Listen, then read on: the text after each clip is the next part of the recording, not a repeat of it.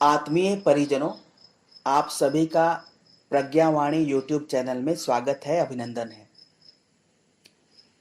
आज हम बात करेंगे कि कैसे जो पितर हैं, अभी का जो समय है मित्रों, ये पितरों के श्राद्ध का समय है। 20 सितंबर से लेके ये अभी स्टार्ट हुआ है 6 अक्टूबर तक।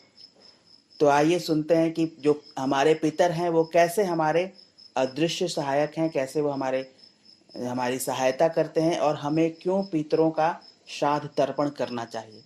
इसके साथ ही इस वीडियो के डिस्क्रिप्शन बॉक्स में हमने पितरों के श्राद्ध तर्पण के पूजा का विधि विधान भी डाल दिया है, तो आप इसका भी लाभ उठा सकते हैं। तो चलिए शुरुआत करते हैं। शीर्षक है पितरों का करें श्राद्ध तर्पण। पुण्यात्मा सदैव श्रेष्ठ कार्य करते हैं, औरों की सेवा सहायता में जीवन अर्पित कर देते हैं। वे जब तक इस धरती पर होते हैं सेवा सहयोग करते रहते हैं और शरीर छोड़ने के बावजूद भी वे सत्पात्र को दिशा निर्देश करते रहते हैं। उनके अदृश्य मार्गदर्शन से न जाने कितने लोगों के जीवन में अद्भुत परिवर्तन हुए देखे जा सकते हैं। पुण्यात्मा अपने जीवन काल में प्रत्यक्ष सेवा सहयोग करते हैं और मरणोपरांत अप्रत्यक्ष एवं अप्रकट रूप में अपने कार्य को अंजाम देते रहते हैं। सत्कर्म करने वाला क्रियाशील व्यक्ति किसी भी अवस्था में शांत नहीं बैठ सकता। ऐसे अनेक उदाहरण हैं जिनमें पितर आत्माओं के सहयोग से अनगिनत लोगों ने लाभ उठाया है। पुण्यात्मा जब शरीर छोड़ते हैं तो वे पितर लोक में पहुंच जाते हैं।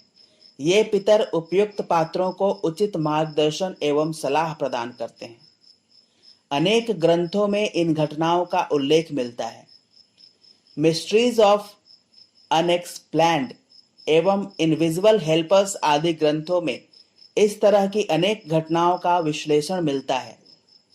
अशरीरी दिव्य पितर आत्माओं द्वारा अप्रत्याशित रूप से सहायता प्रदान करने की बात हमारे देश में आए दिन प्रकाशित होती रहती है। कुछ पितर आत्माएं तो अपने अधूरे कार्यों को करने के लिए किसी विशिष्ट पात्र को चुनती हैं और उसके माध्यम से अपना अधूरा कार्य करवाती हैं या श्रेष्ठ कार्य कराती हैं और उसका पूरा श्रेय उस व्यक्ति को प्रदान करती हैं। इस संदर्भ में सहायता प्रदान करने वाली एक पितर आत्मा की घटना बड़ी रोचक है। घटना सन 1967 की है। हडसन नदी के तट पर स्थित विक्टोरिया कालीन मकान को भुतहा मकान समझकर वहां कोई नहीं रहता था, परंतु इस मकान को श्रीमती एकले नामक एक महिला ने खरीद लिया और उसमें सपरिवार निवास करने लगी। एक रात उन्हें उस मकान में अनेक अशरीरी आत्माओं के चलने फिरने की आवाजें आईं। एकले डरकर वहां से भागने लगी, परंतु आत्माओं ने उन्हें आश्वस्त किया कि उनकी उन्हें डराने की इच्छा नहीं है। एकले के पूछने पर कि वे कितने हैं और कौन हैं तथा क्यों बात करना चाहते हैं, अशरीरी आत्माओं ने एकले को जवाब दिया। वह बड़ा अनोखा और अद्भुत था। उनके अनुसार वे उन्हीं के वंशज हैं और उनको किसी विशिष्ट कार्य को करने के लिए ही उस मकान में रहने के लिए प्रेरित किया है। उन्होंने एकले के उनकी पिछली पीढ़ी के ऐसे अनेक उदाहरण प्रस्तुत किए कि एकले को उनकी बातों में सत्यता की झलक मिली। एकले के उन पितरों से अनेक सहयोग मिले और विपरीत परिस्थितियों में वे सदा उनकी सहायता प्रदान करने के लिए तत्पर रहते थे। ऐसी ही एक घटना ब्राजील के बेलो होरिजोर्ट जनपद के जोन्स पेड्रो की है, जहां फ्रिशस नामक एक कृषक के पुत्र एरिगो ने आकल्ट मेडिसिन के इतिहास में अभूतपूर्व रूप से ख्याति पाई थी। जब वह स्कूल में पढ़ता था तब उसे सिर दर्द की शिकायत बनी रहती थी।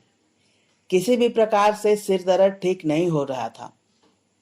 स्वप्न में उसे कुछ चिकित्सक पितर दिखाई देते थे और उसे कुछ निर्देश दिया करते थे, परंतु एरिगो उन्हें नजरअंदाज करता रहता था। यह प्रक्रिया लगातार 5 साल तक चलती रही। एक दिन उसने निश्चय किया कि पितरों से अपने स्वास्थ्य के बारे में पूछेगा।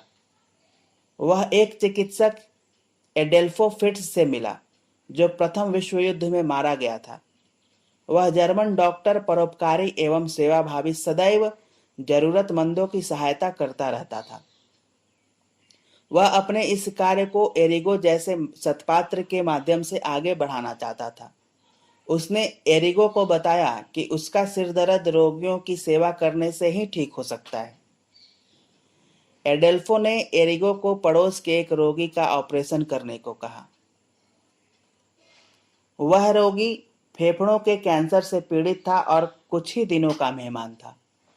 एरिगो ने एडेल्फो की बताई विधि से ऑपरेशन किया और वह रोगी स्वस्थ हो गया। यह किसी अद्भुत चमत्कार से कम नहीं था।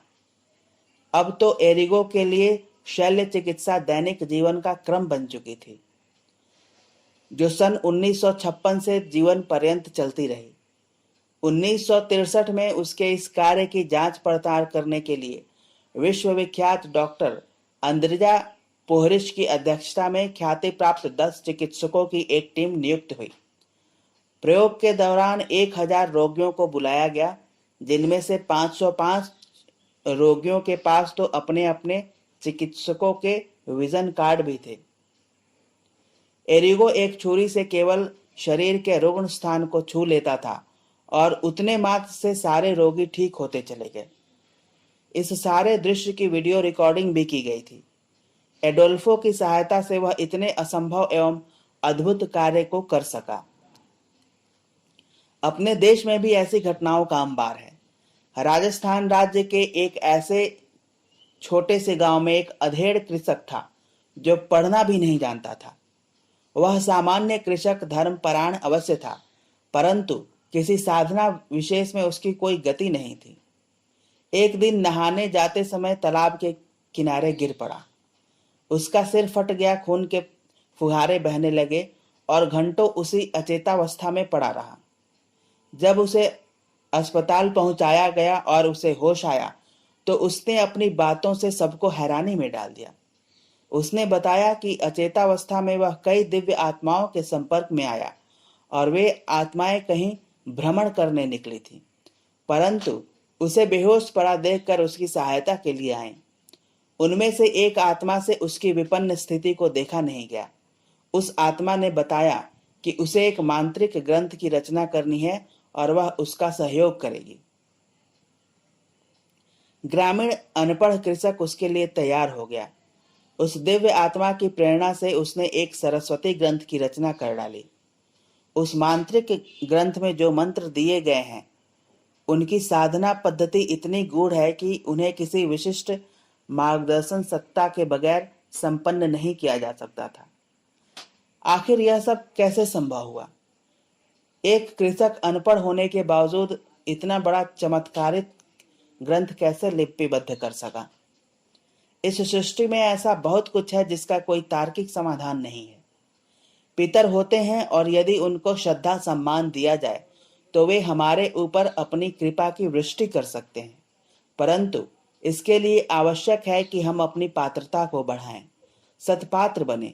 कहते हैं कि सत्पात्र को प्रकृति कभी रिक्त नहीं रखती, फिर हमारा पात्र भला कैसे खाली हो रहेगा? आवश्यक है कि हम भी औरों की सेवा सहायता में तत्पर रहें, क्षुद्र स्वार्थपरता से ऊपर उठें, ताकि दूसरों की सतत सहायता करने वाली दिव्य आत्माएं हमें माध्यम बनाकर श्रेय और सौभाग्य का अधिकारी बना दें। पितृदोष से बचने के लिए श्राद्ध तर्पण करना चाहिए। पितरों को तृप्ति, तुष्टि और शांति तब मिलती है जब उनकी पीढ़ियां धन तथा प्रतिभा को अधिकाधिक यथासंभव परोपकार में, पीड़ा तथा पतन निवारण में लगाती हैं। श्राद्ध तर्पण कर्मकांड उसी दिशा का प्रेरक और बोधक है। समाप्त।